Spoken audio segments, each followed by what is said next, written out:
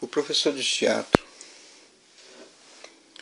para mim, ele deve ter, antes de mais nada, formação. Ele tem que ter uma formação. Ele tem que ter um conhecimento específico. Ele tem que estar preparado. Ele tem que estar apto. Ele tem que ter o que oferecer ao aluno realmente. Ele tem que ter teoria. Mas só a teoria eu não acredito que seja o suficiente. Como disse no texto, eu creio que o professor de arte, professor de teatro, mais especificamente dizendo, professor de teatro, ele tem que ser uma pessoa envolvida com teatro. Por quê? Porque a pessoa envolvida com teatro, ele tem uma vivência, ele tem uma propriedade maior de poder falar sobre o que ele está ensinando. Porque uma coisa é você chegar e dizer, falar sobre determinado assunto, só que não tem vivência. Se você fala sobre determinado assunto e você não tem vivência, você não tem conhecimento de causa, como é que você pode realmente afirmar que você conhece ele? Como é que você pode chegar para um aluno seu e falar para ele, olha, isso aqui é bom, isso aqui é válido, isso aqui é importante, isso aqui é muito interessante. Aí ele vai chegar para você e lhe perguntar, professor, o que o senhor já fez com relação a isso? O que o senhor já viu? Aí eu vou chegar para ele e falar assim, não vi nada, não fiz nada. Aí ele me diz, então como é que o senhor pode me dizer que isso é tão interessante se nem o senhor tem interesse por isso? Então, se eu quero valorizar a minha matéria, o valor tem que partir de mim. Eu vi no texto que muita gente foi comentado muito a questão da falta de valorização. A gente vive isso no dia a dia, falta de valorização realmente. O professor de teatro não é valorizado. Ele é procurado na hora que tem algum tipo de evento. Isso é verdade. Tem algum tipo de evento, o professor de teatro ele é procurado imediatamente. Por quê? Não porque ele vai fazer algo de qualidade, a preocupação não é com a qualidade. A direção, a coordenação não tem preocupação com a qualidade. A coordenação, a direção tem preocupação com o fazer o pai do aluno assistir e, consequentemente, mostrar que algo está sendo feito. Qualidade é de menos. Então o que acontece? Não há uma preocupação real em se ter um espaço decente para que se possa trabalhar. Foi falado, interessante, foi falado sobre a questão sobre alguns professores, sobre a questão do barulho. Eu já enfrentei isso, essa questão de a gente está numa sala improvisada, uma sala que está vazia. O que acontece é que você vai dar a aula e você determinado momento você vai ter que falar alto, você vai chegar para o aluno e falar assim, olha, você tem que projetar a sua voz. A gente está trabalhando técnica vocal, tem que projetar a sua voz. Então, aí você pede que ele projete a sua voz. Se você pede para que ele projete a voz, você não pode limitar isso. Ele tem que dar vazão a isso, tem que dar liberdade a isso. Aí daqui a pouco a professora da sala ao lado bate na sua porta e fala assim, pior, chega na coordenação e reclama de você. Fala que você está fazendo muito barulho e prejudicando a sala dela. Bem, a grande questão é a seguinte, quando a gente está fazendo um exercício de relaxamento, que está todo mundo calado, todo mundo concentrado, e existe silêncio, e ela começa a gritar de lá, 1 mais 1 é quanto? Aí aquela turma toda fala assim, 2, 2 mais 2 é quanto? É 4. Eu não vou reclamar. Por que eu não vou reclamar? O ponto principal é o seguinte, porque eu tenho respeito.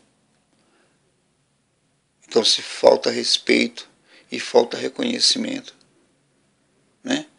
Isso tem que partir de mim. Tem que partir de mim. Quando a professora chegou e falou assim, olha, deixa eu te dizer uma coisa, você está fazendo muito barulho. A coordenadora falou, está fazendo muito barulho. Eu cheguei para ela e expliquei, falei, olha, infelizmente, eu tenho que fazer barulho. Aí eu tenho que ter o quê? Tenho que ter embasamento teórico, embasamento técnico, teórico. Eu tenho que chegar para falar assim, olha, tem que ter muito barulho mesmo. Por quê? Porque a criança tem que falar alto e tem que projetar a voz. E eu não posso limitar ela, não posso pedir algo para ela e limitar ela desse jeito. Não é assim que se trabalha. E vou ter um embasamento prático também. Vou falar, olha, eu já vi atores em palcos que eles não conseguem falar sem um microfone. Não conseguem projetar a voz. Então, o que acontece?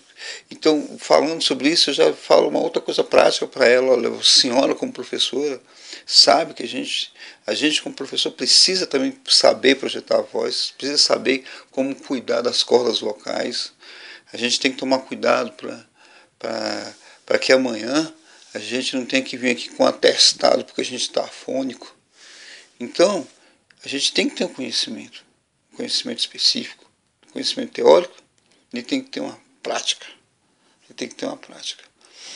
Foi comentado uma coisa interessante com relação ao estado do Goiás.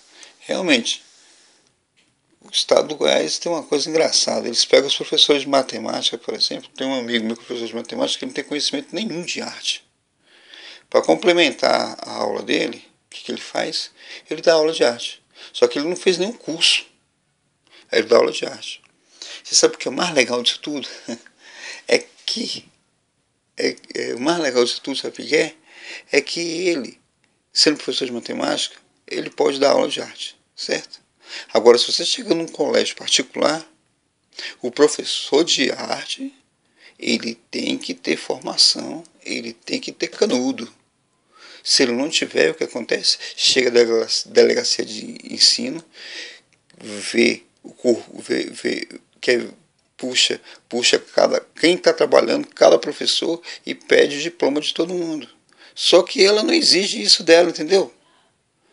A delegacia de ensino não exige dos colégios estaduais isso, mas exige dos colégios particulares. Né? Eu estou querendo dizer que isso é errado? Estou querendo dizer que tem que ter exigência com o particular e tem que ter exigência com o público também. Então, só porque é público é bagunçado? Só porque é público é jogado? Não. Eu acho isso errado. E acredito, e digo mais.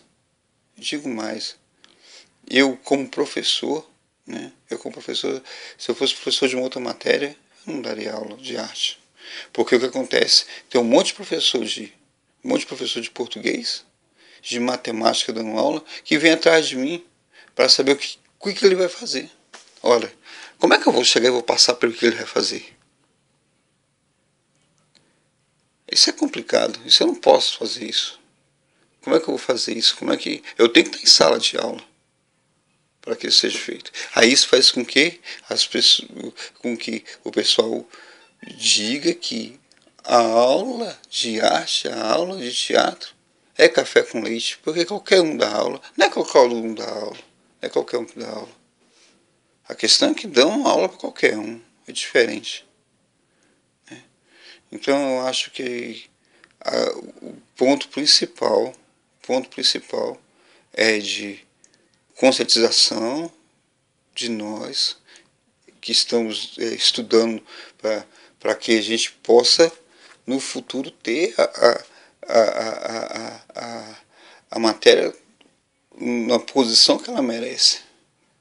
Né? A gente tem que estudar, a gente tem que se empenhar, a gente tem que correr atrás, a gente tem que fazer teatro mesmo, tem que assistir teatro, tem que incentivar. Né? Foi uma coisa comentada interessante, fazer um parênteses aqui. Foi comentada a questão de que os professores são formadores de plateia. Porque a gente não tem tempo, não tem hora-aula suficiente para ir além disso. Ora, então a gente não tem hora-aula suficiente para ensinar teatro, mas a gente tem hora-aula suficiente para formar plateia. Mas se a gente não tem tempo suficiente para isso, a gente não tem tempo suficiente para aquilo.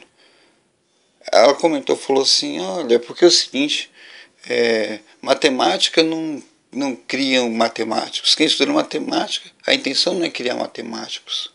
Beleza, legal. Mas eu enquanto professor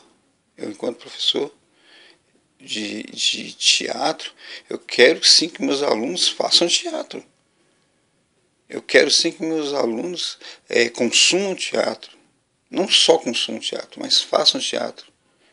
Né? Vivam isso, né? Experimentem isso, ganhem dinheiro com isso, para que a coisa cresça. Ou a gente vai continuar deixando isso na mão de meia dúzia?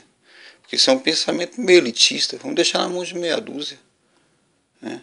Que podem fazer um curso por fora. Não, a gente tem que bater em cima de que a gente tem que ter. A gente tem que formar atores mesmo, diretores mesmo.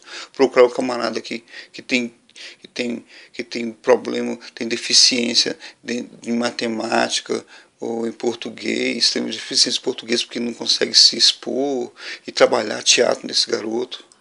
É terapêutico também, olha, por que não? Né? É terapêutico também, não é só formador de plateia, não. Eu discordo disso. E vou muito e acredito que a gente pode e vai muito além no nosso curso. E é isso, obrigado.